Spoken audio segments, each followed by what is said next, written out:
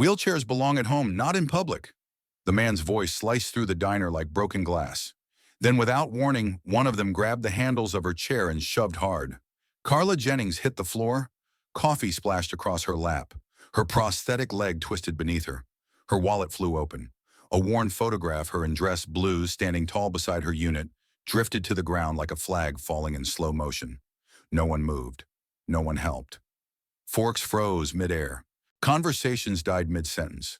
Just laughter from a corner booth and the sound of Carla dragging herself back up alone. But 30 minutes later, a military Humvee growled to a stop outside. 3 Marines stepped inside the diner. Not a word was spoken, yet their presence said everything. Carla Jennings was born in the quiet town of Shawnee, Oklahoma, the kind of place where the summer air smelled like dry earth and fried catfish, and people still waved from their porches. Her father ran a small auto repair shop, and her mother worked nights at the county hospital. Life was modest, steady, and ordinary until September 11, 2001. Her older brother Nathan had enlisted right after high school. He was her hero, funny, fearless, and always looking out for her, especially when school bullies mocked her for being quiet or too serious.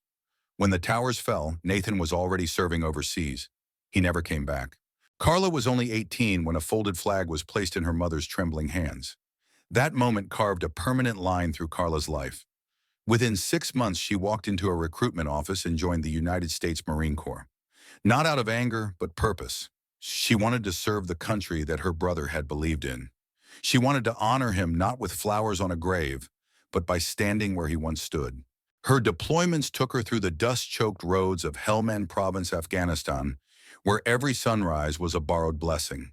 She rose through the ranks with quiet determination, gaining the respect of her unit, not through loud commands, but by never backing down when it counted. But one afternoon, convoy changed everything. An IED buried beneath the road exploded beneath her vehicle, killing 2 Marines and shredding her left leg. Recovery was grueling.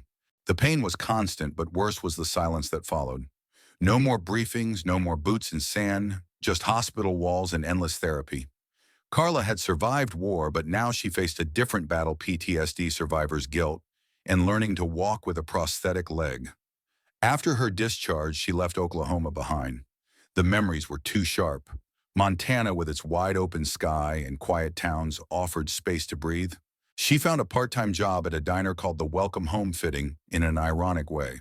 Folding napkins, pouring coffee, wiping down tables, it gave her structure, a rhythm, something to do with her hands when the memories got loud. And for a while, that was enough. The Welcome Home Diner wasn't much to look at: a squat little building with chipped paint and a neon sign that flickered more than it glowed. But to Carla Jennings, it was sanctuary.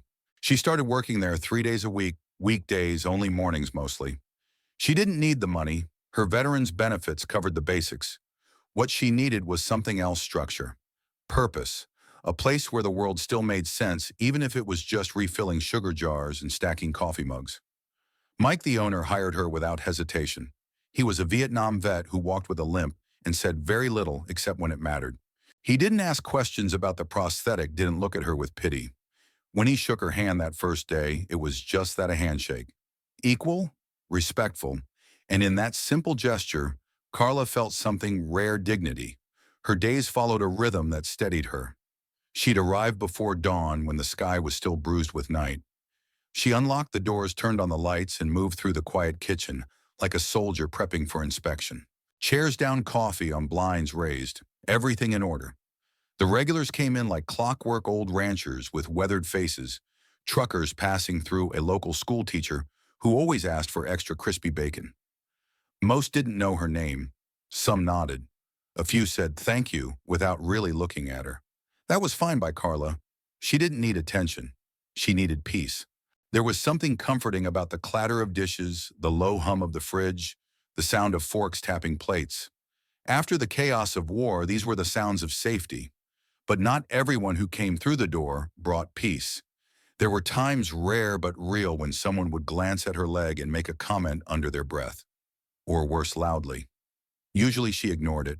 Marines are trained to pick their battles, and Carla had no interest in fighting for pride in a diner booth.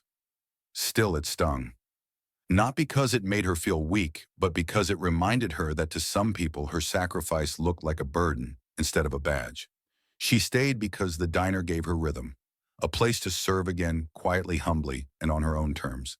It was just after lunch rush on a Thursday when the doorbell jingled harder than usual, loud, aggressive, like someone had yanked it open more to make a point than to come inside. Carla didn't look up right away. She was clearing table 6, stacking dishes with practiced efficiency. But she heard them. 4 men. Loud. Drunk. The kind of laughter that fills a room before it earns it.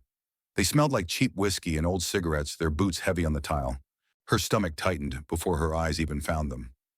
Derek Slater. She remembered him from a few years back. Dishonorably discharged, everyone in town had heard. Started bar fights. Got run out of the VFW for mouthing off to a retired colonel. He wore a camo jacket like it earned him a pass, but his eyes held no weight, only ego. He strutted in with 3 buddies, all louder than necessary. Well, well, Derek said, his voice oozing mockery. If it isn't the half-Marine. Carla kept her gaze down, wiping the table in small circles, breathing through her nose. Inhale. Hold. Exhale. She had nothing to prove to this man. She's still serving food. Thought the health department had rules about defective hands. A few patrons glanced over, then quickly away. The atmosphere shifted, no one said a word. Brittany, the young waitress behind the counter, froze mid-pour. Carla straightened and moved toward them with a notepad. "Can I get you gentlemen something to drink?" she asked evenly. Derek sprawled into the booth like he owned the place, stretching out as if trying to occupy every inch of space. "Sure thing, Wheels. Roll on over." His buddies laughed, not because it was funny, but because cruelty often needs company. As she turned, Derek leaned toward his friends and said loudly, "Bet she got that leg blown off filing papers in the green zone. Real combat hero. That one dug deeper than she expected." But Carla didn't stop, didn't flinch. She placed the menus on their table with precision. "Today's special is meatloaf," she said. Voice flat. "Perfect," Derek replied. "It matches the company. Soft and full of leftovers." The laughter echoed, bouncing off the walls while Carla rolled away, dignity intact, but something inside her beginning to smolder. Carla had dealt with worse. In the desert, the enemy didn't yell insults. They used silence, roadside traps, and the kind of hatred that didn't need words. So Derek Slater's nonsense.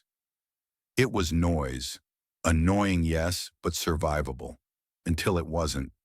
She was clearing a nearby table when Derek's voice dropped low, that theatrical whisper meant for the whole diner to hear. "You know what I don't get," he slurred, sipping his beer. "How the Marines ever let women in, let alone ones who come back missing parts." Laughter. Mean, choking laughter. His friends slapped the table like they were watching stand-up. Carla wheeled past them, not making eye contact, her jaw locked so tight it ached. Then came the moment that broke the air like glass. As she turned to head back to the kitchen, one of Derek's friends, a bulky man with patchy facial hair and the smell of stale sweat, stood up behind her. "We're talking to you, soldier girl," he sneered. Carla didn't turn around. That's when he grabbed her wheelchair handles without warning, without permission, and shoved. The world spun sideways. Her chair slammed into the edge of a table and tipped. Hot coffee from a nearby mug splashed across her shirt and lap. Her prosthetic leg twisted unnaturally beneath her as her shoulder hit the ground hard. Her wallet burst open. Her phone slid one way. A faded photograph, the one she always kept tucked behind her ID, fluttered to the floor. Silence. The entire diner froze. Forks hovered in midair. Brittany behind the counter gasped but didn't move. Mike, the owner, stepped forward then stopped. No one did anything. No one helped. Carla lay there for a moment, coffee burning her thigh, her side throbbing, the cold tiles pressing against her palms. Her chest rose and fell with the kind of controlled breath only a combat veteran truly knows. Then she moved. With slow, deliberate effort, she pushed herself upright. Her arms, lean and strong from years of lifting what her legs could no longer support, braced against the floor. Her face didn't flinch. Not once. Even as her fingers reached for the photo now, face down on the tile, she kept her composure. No tears, no shouting. Just the sound of her dignity scraping itself back off the floor alone. From the far side of the diner, a pair of wide, innocent eyes watched everything unfold.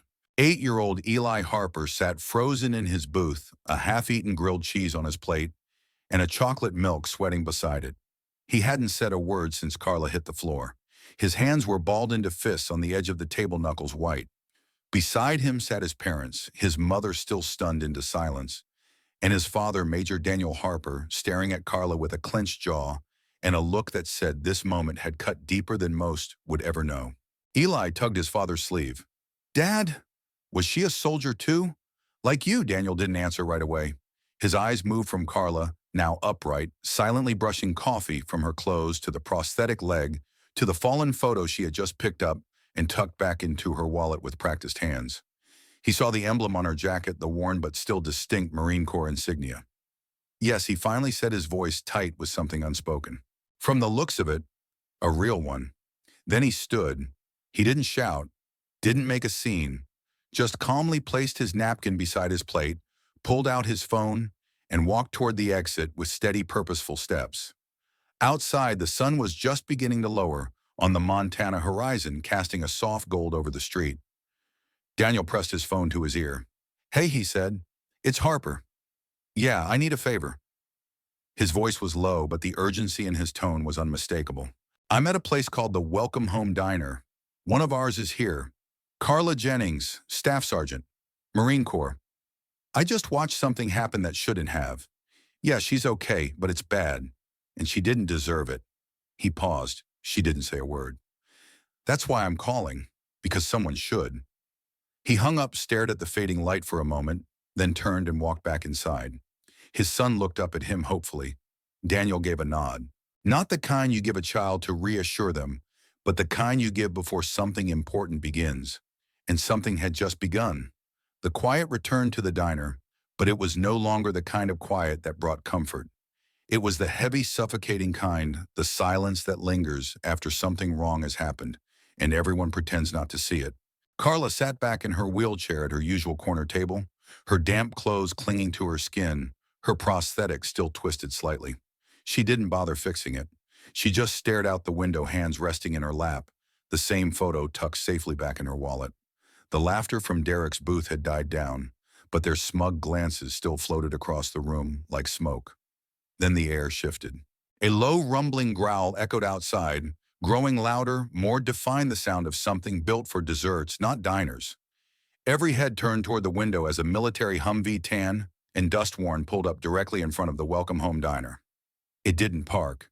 It stopped with purpose. The engine cut. The door opened. And then they stepped in. 3 Marines. The first was a barrel-chested gunnery sergeant, tall and graying, with a slight limp and a polished oak cane, tapping rhythmically against the floor. Behind him, a younger sergeant, clean-cut, steady, pushed an empty wheelchair. The last to enter was a female captain, her uniform adorned with medals that spoke of foreign wars and faraway battles. They didn't speak. They didn't need to. The weight of their presence alone swept through the diner like a tidal wave. Conversations stopped. Forks dropped. Brittany behind the counter froze her hand, trembling over the coffee pot. The 3 Marines moved in unison, straight toward Carla's corner table. The gunnery sergeant came to a stop and stood tall, squaring his shoulders. Despite his limp, he snapped into a crisp salute, the kind that came from decades of service and discipline. "Staff Sergeant Jennings," he said firmly. "Forgive our delayed response, ma'am." Carla blinked, stunned, but her training took over. Her spine straightened. Her hand rose automatically to return the salute, shaky but precise. "At ease, Gunnery Sergeant Martinez," she replied, her voice clearer than it had been in weeks. In that moment, something changed in the room. The strength she had carried alone was now reflected back at her multiplied. The Marines had come, and this time she didn't have to stand alone. The diner was frozen, not with fear, but with awe. No one moved as the 3 Marines stood beside Carla's table, uniforms, pressed boots planted like pillars of something far older than military protocol. It wasn't just presence, it was purpose. Captain Leah Simmons broke the silence, her voice calm but sharp enough to cut through the tension. Her eyes swept the room slowly, deliberately, until they landed squarely on Derek Slater and his crew. "We received a call," she said, "from a fellow officer who witnessed a decorated combat veteran in a wheelchair assaulted by civilians. We're here in response." The weight of the words settled like lead. At Derek's booth, laughter had evaporated. The man who had shoved Carla now sat stiff, staring down at the condensation on his drink. Derek's jaw tightened, but for once no words came. The arrogance drained from his face as quickly as it had filled the room earlier. Gunnery Sergeant Martinez turned back to Carla. With all due respect, Staff Sergeant, what happened here is not nothing. It's not just disrespect, it's dishonor. From the back corner of the diner movement, an elderly man with a Korean War veteran cap stood slowly, his back straightening as if pulled by memory. Beside him, a middle-aged woman with an Air Force pin on her lapel rose from her stool, face solemn. Then, without a word, three men in civilian clothes, their posture and bearing unmistakably military, stood from another table, National Guard perhaps, or veterans who hadn't worn their service on their sleeves until now. They all stood at attention. And then came the voice. "Attention," barked Major Daniel Harper, returning from outside, still in his civilian clothes, but carrying himself like he never left the service. Half the diner rose. Old, young, retired active civilians followed suit, moved not by obligation, but by something older, respect. Carla's eyes widened, not with fear, not even surprise, but with something deeper, something like homecoming. For the first time in years, she wasn't the only one standing for something. As the last patron rose to stand in silent respect, Carla felt something loosen in her chest, something she hadn't even realized was tightly bound. She had walked, rolled, and stood through countless days of quiet endurance, but now in this little roadside diner in Montana, surrounded by strangers turned witnesses and Marines turned family, she felt something she hadn't in a long time. Relief. Captain Simmons gave a small nod toward the waitress. 4 coffees, black. Brittany, still wide-eyed but composed, rushed to fulfill the order. Her hands moved quickly now, not out of fear but respect. The 3 Marines sat down at Carla's corner table as if they had done it 100 times before. Gunnery Sergeant Martinez leaned his cane against the booth and folded his hands. Sergeant O'Connor parked the spare wheelchair just beside Carla's and gave her a respectful smile. "Brought it in case you wanted options," he said lightly. Carla almost smiled. They talk like Marines do, not about medals or pain, but about shared sandstorms, bad rations, and the ridiculous things that only made sense when everything around you was falling apart. They laughed just a little. They spoke in shorthand the way only those who've served together truly can. It wasn't loud, it wasn't dramatic, it was just real. And for Carla, that was everything. Remember, Helman Martinez said, "When the convoy took a wrong turn and you rerouted us using the stars," Carla smirked faintly. "Stars and stubbornness." "Kept us alive," O'Connor said. "And that's a fact." Captain Simmons leaned in slightly. "You didn't just serve, you led. That matters." Carla looked down at her coffee steam curling into the air. "That life's behind me." "With respect," Simmons said gently, "the Corps never leaves you behind, and it never forgets." Around them, the diner slowly returned to motion. Plates clinked again. The murmur of conversation resumed. But it wasn't the same. People weren't looking at Carla with pity anymore. They were looking at her with pride. And at the booth where Derek Slater sat, not a single word was spoken. Not another laugh. Just a deep, uncomfortable silence. Carla sipped her coffee. It tasted like strength. 1 week later, something changed at the Welcome Home Diner. It wasn't announced. No press, no ceremony. Just a quiet morning where instead of flickering, the old neon sign out front had been replaced.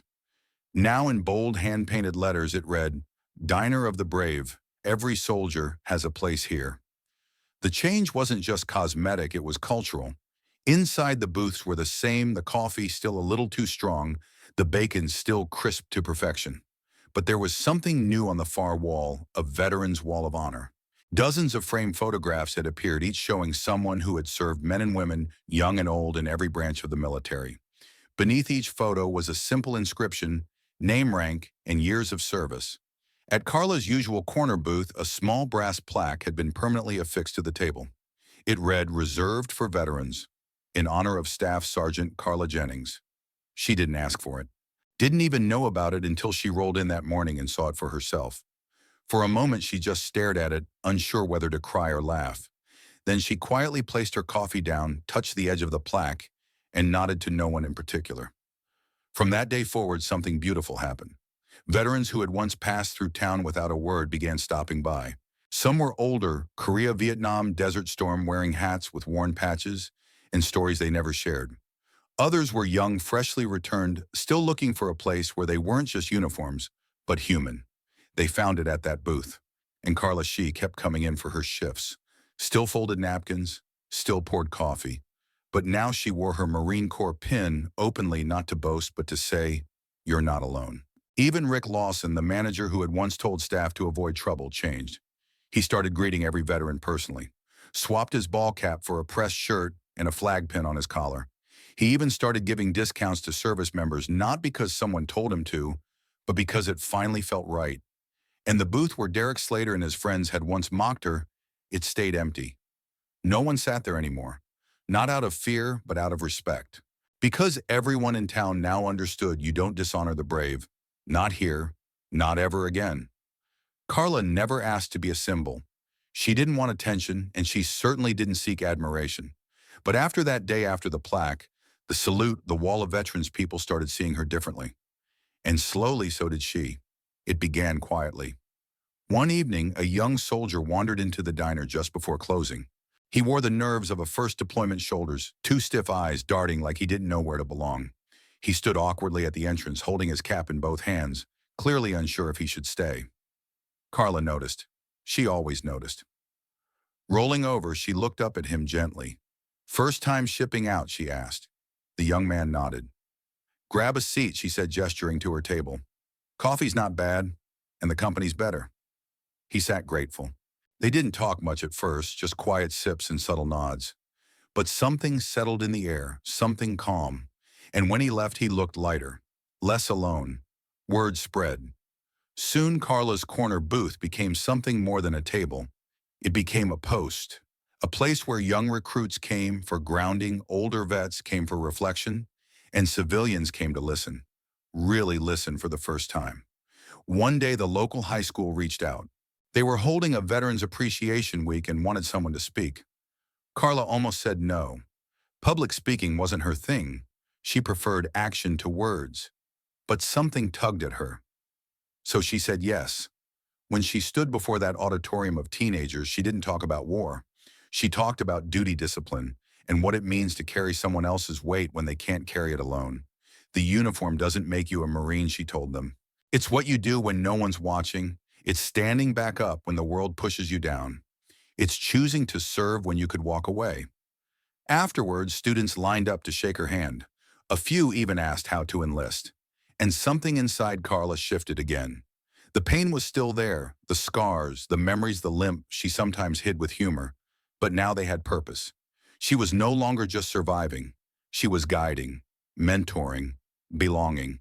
And in doing so, Carla Jennings became more than a soldier, more than a survivor. She became a bridge between generations, between service and silence, between pain and pride. Not every hero wears their history on their sleeve. Some carry it in the quiet way they show up every day, folding napkins, pouring coffee, pretending the limp doesn't hurt, pretending the silence doesn't echo. Carla Jennings never asked to be noticed. She never wanted applause. But when the world tried to knock her down and look away, she did what true strength always does. She got back up with grace, with grit, and with dignity. The events at the diner didn't just change Carla's life. They changed the town. They reminded everyone watching, from the waitress behind the counter to the boy holding his father's hand, that honor is not always loud. Sometimes it's the quiet resilience of someone who refuses to be broken. Carla's story isn't just about one woman in a diner. It's about something much bigger, a test of who we are when no one expects us to act. In today's fast-paced world, it's easy to look away, to assume someone else will speak up. But every time we stay silent in the face of disrespect, we allow it to grow louder. And every time we choose to stand up, even with a simple gesture, we remind the world that decency still matters. How many people do we pass each day carrying invisible burdens, a limp, a scar, a silence that says more than words ever could? Not all heroes want to be recognized, but all of them deserve to be respected. Here's a question we'd love to hear your thoughts on. Have you ever stood up for someone when it was uncomfortable? Or have you ever been the one left on the floor waiting for someone to care? Share your experience in the comments. You never know who it might inspire. If this story made you feel something, sadness, pride, anger, or hope, please hit like, subscribe to the channel, and turn on notifications so you never miss another powerful story. And most importantly, If you believe respect should never depend on someone's appearance, comment the word respect below. Because dignity should never go out of style, especially in a country built by those who served. Thank you for being here. Thank you for listening. And thank you for remembering what truly matters.